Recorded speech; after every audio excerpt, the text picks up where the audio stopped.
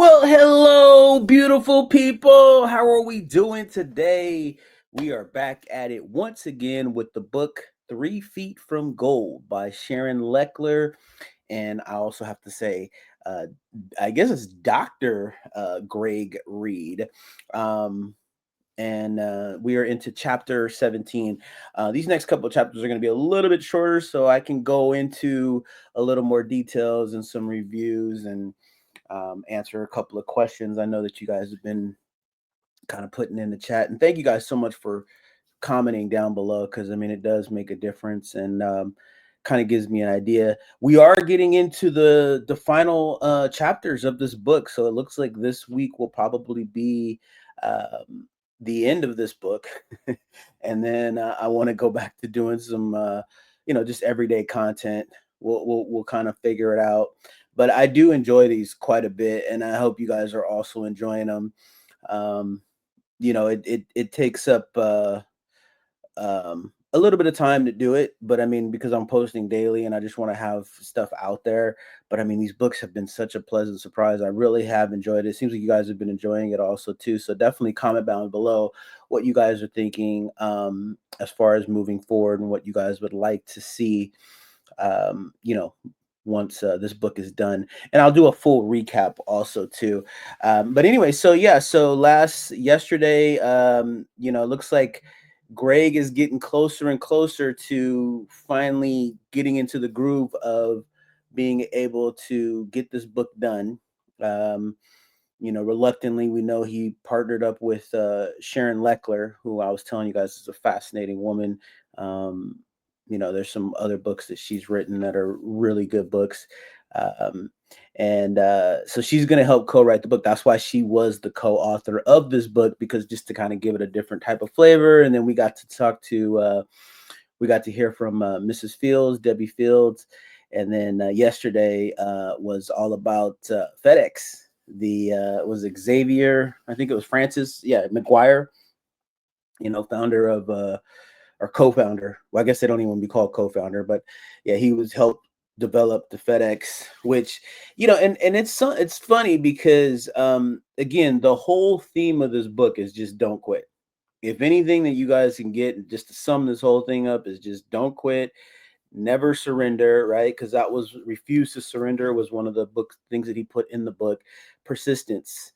And as crazy as an idea, I mean, because to think about it, like how much we rely not only on FedEx but just UPS and all these companies, USPS, right, where we are delivering international, DHL, we're delivering international across the world. But at one point that was never a thing. And when someone had this idea, someone had the audacity to say that this was crazy. It would never work. And yet we're dealing with, we're using this technology or this someone's vision on a daily basis. The same thing with the internet. At one point, people used to complain about seatbelts. We used to live in a time when there was no seatbelts. We used to live in a time when there was no cars. And when they start talking about having cars and freeways and things like that, they all said they were crazy, right? So I just want to reiterate, you guys, if you have a vision, who cares what anybody says? People call you crazy. People call me crazy all the time. I don't care. My mentor would tell me, crazy people, crazy income, right? Because those people that think outside the box, that are constantly raising the bar, that are just like, hey, I have this vision. Go with it. Stick with it. There are so many great ideas out there that will never get produced if you don't go out there and capture them. So that is really what this book is made for. That's why, when it came to, reading the original Napoleon Hill book, they were talking about their vision. If you ever look into I mean, I wasn't, none of us were born around that time because I mean, this was, right after the Great Depression. But Wrigley, his idea of how he came up with juicy fruit and gum. Think about it, like the idea of putting something in your mouth to chew, and how that all derived. Tires for cars, Goodyear and stuff like that. And Thomas Edison. I mean, his story. I mean, look, 1,000 times he tried to create the light bulb, and then he only needed to succeed once. And there's some controversial behind that too. I mean, I know Nicholas Tesla played a huge part in that too. But regardless, people had a vision, you know, and they followed through with it, and that's really what you just want to kind of understand. So the inspiration is there, and yeah, even for this, like this channel, I'm trying to do something a little bit different, but I believe in it, so who knows? I mean, maybe I'll continue to just do the read-alongs because it seems like that's what people like. But I'm doing this channel for you guys, and so that's what's most important. So we're going to go ahead and get into chapter 17. Like I said, these chapters are a little bit shorter, so we'll definitely have a chance to do some Q&A. So if you guys put down your questions below, if you have any questions about the book itself, I'll be able to answer those in the next video. All right, so here we go.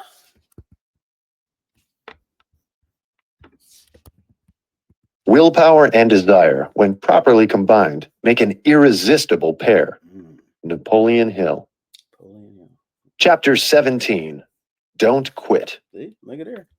Keep coming. Walking out into the corridor, Greg's mind raced once again. As he was putting away his notepad, he literally bumped into a man outside the door, spilling a bit of the stranger's coffee. "Oh, excuse me," the startled guest said in a humorous tone, seemingly unfazed by the incident. "My fault. I should have been watching where you were walking. Are you enjoying the event?" Greg smiled at the comment and said, "Actually, I'm going to miss it. I just came today to speak with the keynote speaker before he went on." "You should stay. The next guy is really good, too. He speaks on the power of direct selling," the man responded as he straightened his tie from the earlier collision. "He does a program based on realizing success by helping others achieve their dreams." "That's great, but that wouldn't be for me. I don't like those multi-level marketing schemes." "I hear you," the stranger replied. "Thought the same thing myself. That was, of course, until I met the right group and got involved. This business has totally changed my life." "Really?" queried Greg. "Yes, absolutely. Look, direct sales and network marketing may not be for everybody. They are, however, a very positive driving force in our country and around the globe. What do you think is more powerful, being pitched something on TV or having someone you know and trust recommend a product or service?" "Naturally, a friend, I suppose." "Well, there you go. It's that easy. Imagine being paid every time you recommended a book, movie, or anything else that you enjoyed." "I'd be a millionaire," Greg laughed. "Many people in these organizations are just that. They have become successful simply by helping others achieve what is important to them. They get compensated by sharing their excitement about their product or service. Then, when the person they just told shares it with someone else, they again receive compensation for being the catalyst that started the buzz. This is what they call residual income, sharing something once and then getting paid for it over and over again. The bonus is that you're mentored by the person who brought you into the business, and then you have the opportunity to pass it on by becoming the mentor to the people you bring into the business." Was all Greg answered as he considered what he had heard. "For myself," the stranger continued, "now that I found the perfect company, one that I could believe in and one that would support my becoming successful, my entire world has shifted."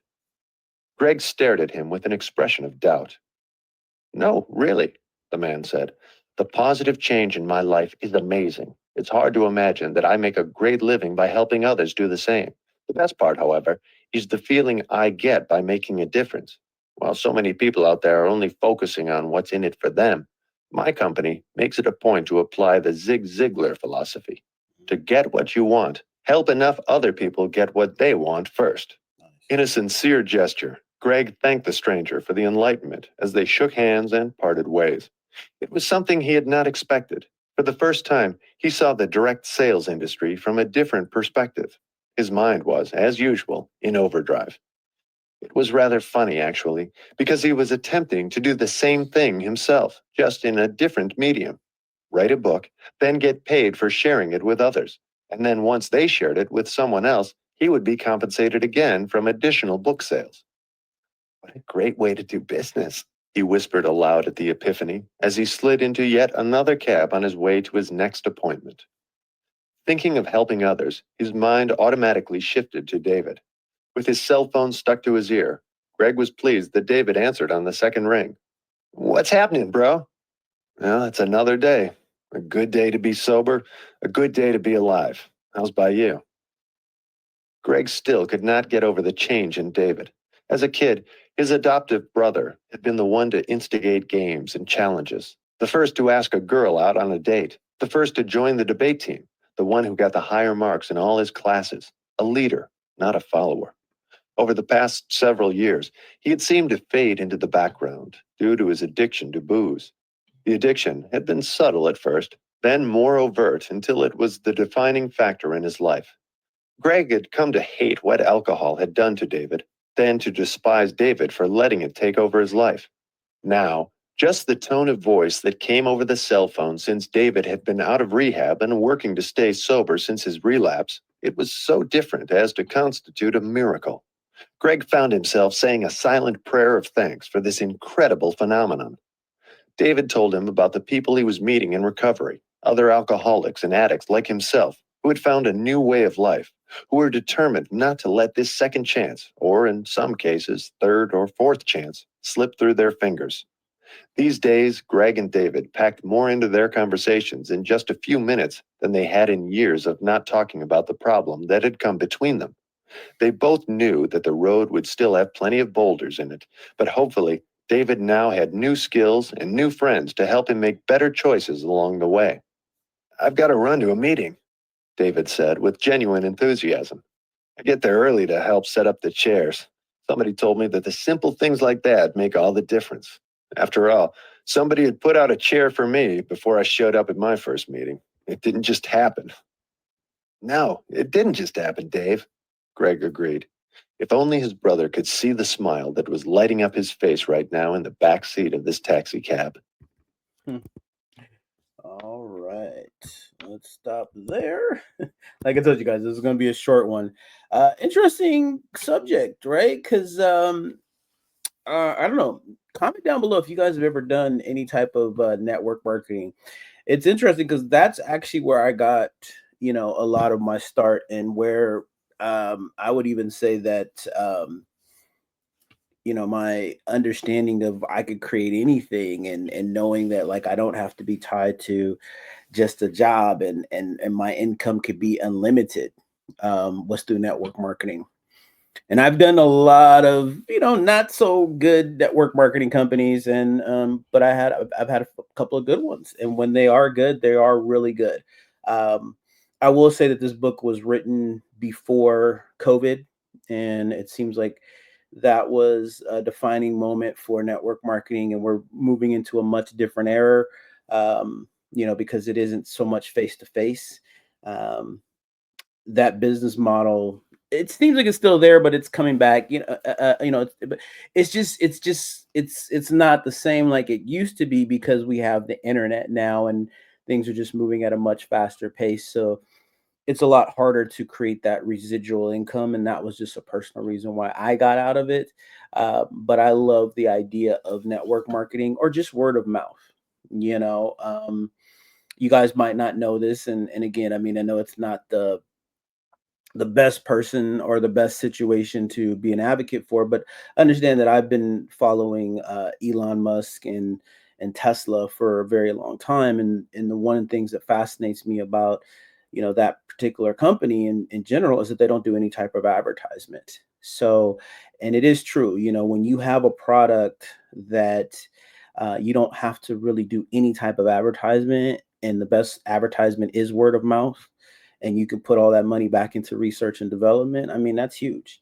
So whether you like the guy or not, again, it's not a political thing. It's unfortunate that this even became a political thing, but he is also a visionary, or the people that he works with around him and stuff like that. And the car is a great product, and they don't do any form of advertisement. Last year they sold the most. EV, the Model Y was the most popular car in the world, not just over EVs, but in the world.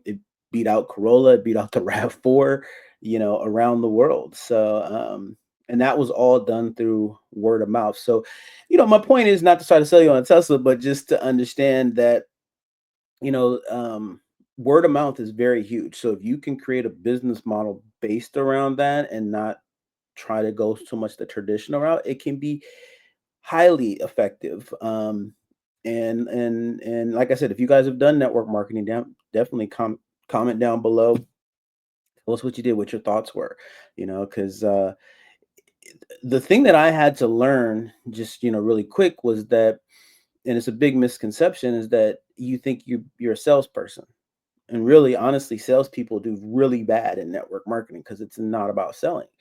It's just about, building relationships. And you build some very strong relationships along the way if you do it correctly. So, um, but yeah, so this was a fascinating chapter. But at the end of the day, what the whole point of the theme, and it was talking about, like it was what I was talking about earlier.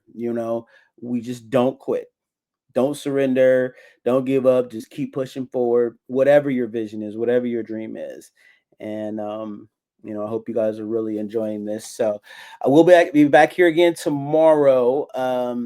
Yeah, like I said, the next chapter is going to be a little short too. So if you guys do have some questions, make sure that you put them down below, and I'll be able to, get to those questions, and then I can answer those. And if it's a good one, maybe I'll put it on the video. Okay. So if you guys haven't already, like and subscribe. Make sure you hit that notification bell so you guys don't miss any of this great content. And until next time, you guys make it a great day. Take care. Bye-bye.